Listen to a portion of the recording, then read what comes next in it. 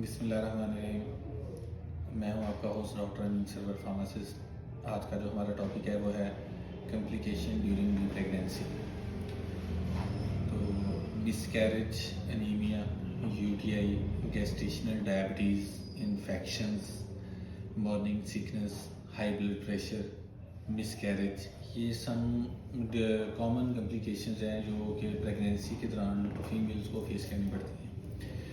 इसमें जो है मिसकैरेज है, इसके बारे में मैं डिटेल वीलॉग एक अलग से करूँगा क्योंकि इस मिसकैरेज की डिफरेंट टाइप्स भी होती हैं और इसमें कुछ कम्प्लिकेशन और तरह भी पाई जाती हैं। ठीक है, तो इसके बारे में मैं जो एक अलग से वीडियो करूँगा और बाकी जो कम्प्लिकेशन है उनको सीधा सीधा हम यहाँ पे ना डिस्कस कर लेते हैं। जो अनीमिया है वो तो सिंपली आयरन डेफिशिएंसी है। ये प्रेगनेंसी के साथ एसोसिएटेड होता है। जैसे ही प्रेगनेंसी के बाद आपको अपना जो आयरन का लेवल है या एचबी का लेवल है वो वक्तन चेक करवाते रहना चाहिए।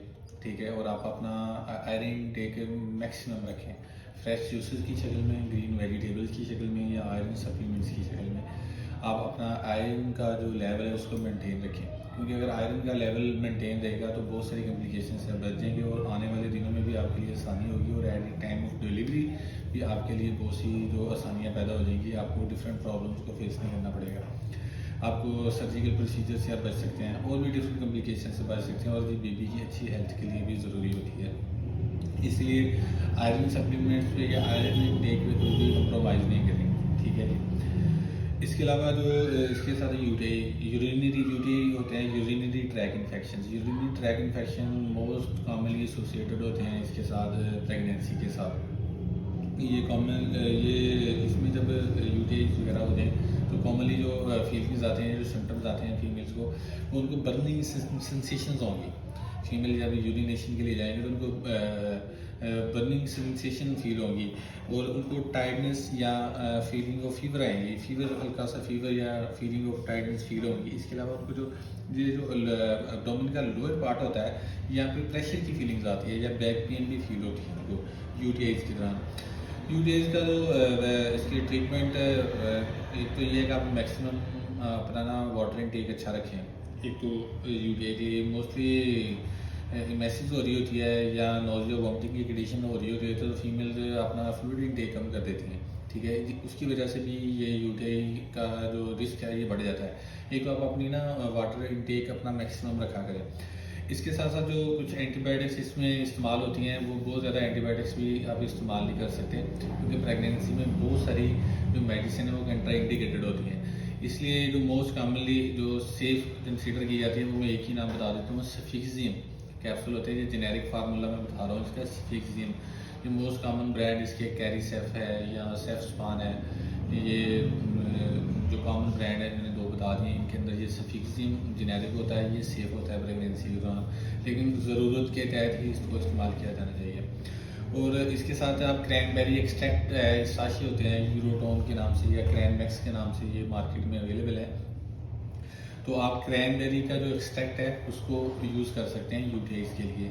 ये हेल्दी भी होता है और आपके यूरिनरी ट्रैक को हेल्दी भी करता है और इन्फेक्शन को भी एलिमिनेट करता है। ठीक है, यूटीआई का ये होता है। High blood pressure, high blood pressure जो है ना ये एक मोस्ट डेंजरस कम्प्लिकेशन है इसकी प्रेगनेंसी की। अगर इसको वक्त पे आप ओवरकम नहीं करेंगे तो ये आपके लिए बहुत ज़्यादा कम्प्लिकेशन आने वाले वक्त में और जो ऑनगोइंग प्रेगनेंसी है इसके लिए पैदा कर सकता है। ठीक है, जो आप कोशिश करें कि आपका जो ब्लड प्रेशर है वो रेगुलरली इसको मॉनिटर करें और ये अप नहीं होना चाहिए। ठीक है, इसको मेंटेन रखें क्योंकि ये प्री मेच्योर डिलीवरी के लिए भी रिस्पॉन्सिबल है। ठीक है, ये इन फीटस की डेथ भी करवा सकता है और ये अल्लाह ना करे जो मदर है उसके डिफरेंट ऑर्गन्स को भी डैमेज कर सकता है, जैसे ये लीवर है या लंग्स हैं या किडनी है, इनको भी डैमेज कर सकता है। ठीक है, इसमें एक स्पेसिफिक टर्म यूज़ होती है प्रीक्लैम्पसिया और इक्लैम्पसिया। ठीक है, तो ये मैं एक सेपरेट से वीडियो करके बताऊंगा कि प्रीक्लैम्पसिया क्या होता है और इक्लैम्पसिया क्या होता है। ये हाइपरटेंशन के साथ ही एसोसिएटेड होता है फीमेल्स के अंदर। और वो फीमेल्स जिनके अंदर ये ऑलरेडी मतलब कि उनको क्रॉनिक किडनी डिजीज़ हो या हाइपरटेंशन की पेशेंट हो या वो ऑलरेडी जो उनकी प्रीवियस की प्रेगनेंसी हुई थी उसके दौरान भी उनको हाई ब्लड प्रेशर का इशू रह चुका हो तो उनको उनको ज़्यादा रिस्क होता है कि वो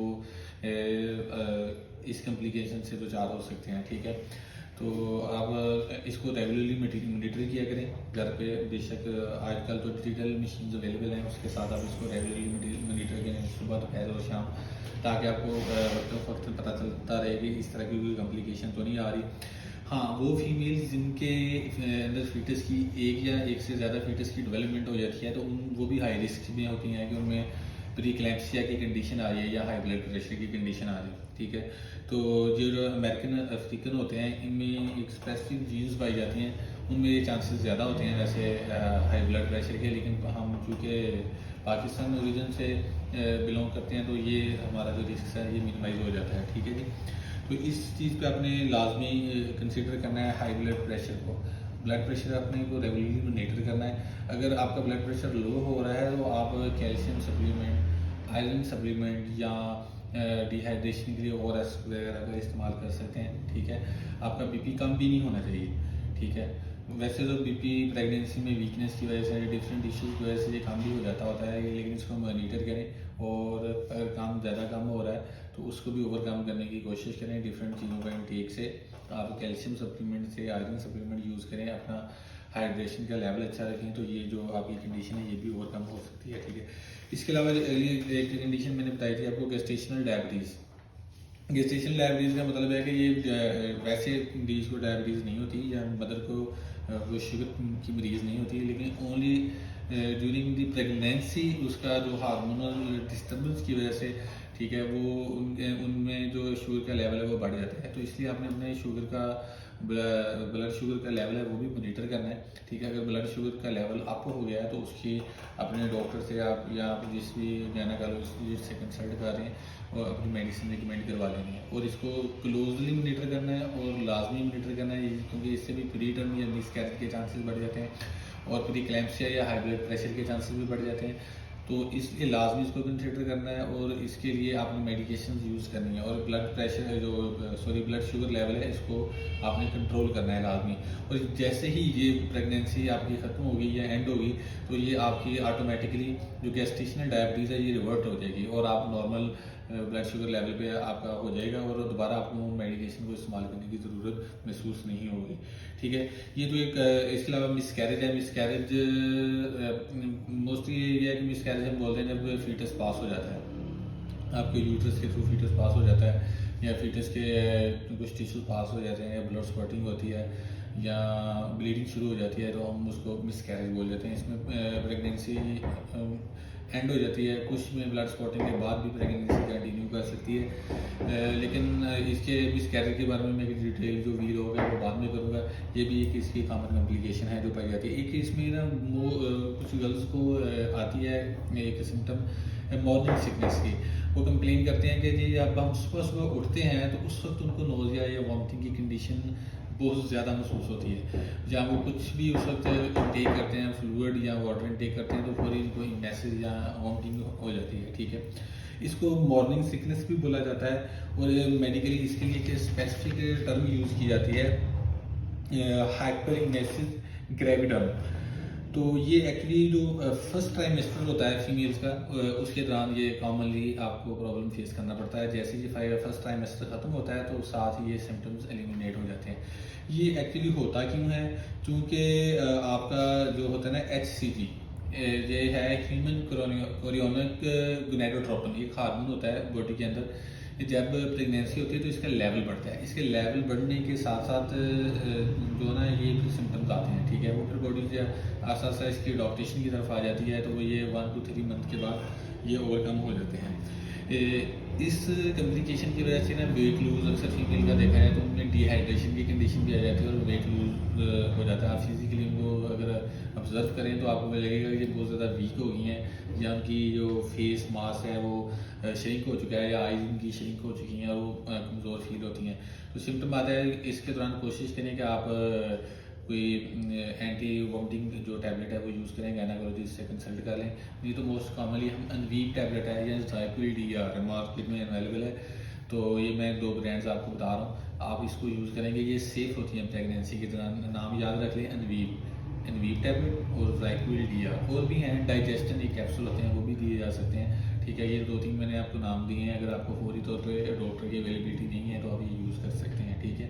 ये प्रेगनेंसी में सेफ़ है, ये रिस्क इसका नहीं होता है, ठीक है। तो आप इसको इस्तेमाल करें इसको ओवरकम करने के लिए, ठीक है। और अपनी हाइड्रेशन का लेवल मैक्सिमम रखें, मुश्किल होती है लेकिन आप कोशिश करें इसका लेवल आप अपना जितना मैक्सिमम रख सकते हैं उसको मैक्सिमम करने की कोशिश करें।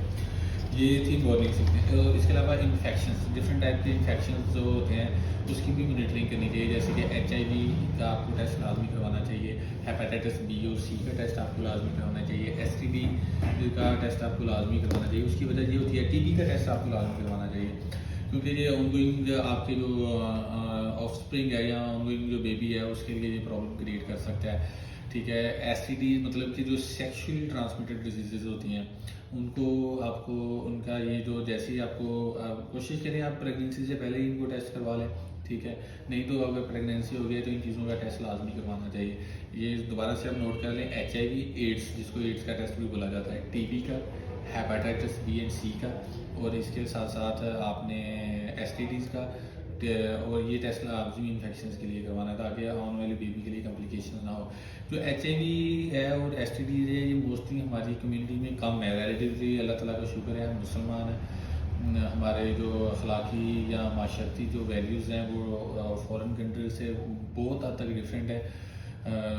किसी हद तक हमारे लिए ये अलमिया भी है कि ये जो परसेंटेज पाई जा रही है ये भी नहीं होनी चाहिए, 10-15% हमारे HIV एड्स के जो आ रहे हैं रिजल्ट पॉजिटिव आ रहे हैं। ये HIV एड्स लाजमी नहीं है कि आपके जो एक्स्ट्रा मैरिड या प्री मैरिड जो रिलेशन होते हैं उनकी वजह से ये भी एक चांसेस होते हैं कि उसके दौरान आपके ये जो है ना इन्फेक्शन ट्रांसफ़र हो जाए।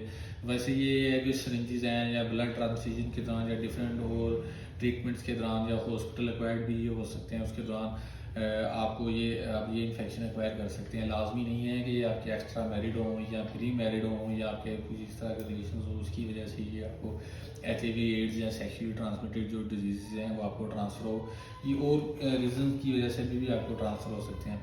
लेकिन अल्लाह ताला का शुक्र है हमारी कम्युनिटी में इसकी रेशो बहुत ज़्यादा कम होने की रीज़न यही है कि हम मुसलमान हैं, हमारी एक अखलाकी शरई और माशरती वैल्यूज़ हैं जिसकी वजह से हमारे अंदर ये रेशो बहुत कम है। तो इसको लाजमी रखें क्योंकि ये एक इंतहाई रिस्क होता है और बेबी के लिए भी रिस्क होता है, तो ये टेस्ट आप अपने लाजमी करवा लें। और बाकी जो है इसकी प्री क्लैम्पसिया और एक्लैम्पसिया और जो मैंने मिस कैरेज के बारे में बताया था, ये जो सारा कुछ है इसके बारे में मैं सेपरेट से एक वीडियो करूँगा और उसमें इसके बारे में हम डिटेल डिस्कशन करेंगे कि मिस कैरेज और इसकी टाइप्स क्या होती हैं, ठीक है। और मिस कैरेज के दौरान क्या कॉम्प्लिकेशन नेक्स्ट क्या हो जाती है और उसको ट्रीट कैसे किया जा सकता है, ठीक है। और जो प्री क्लैम्पसिया और एक्लैम्पसिया में डिफरेंस क्या है ये भी मैं आपको डिटेल से बताऊँगा। फ़िलहाल इतना ही, अपनी दुआओं में मुझे याद रखिएगा। इजाज़त दीजिए, अल्लाह हाफ़िज़।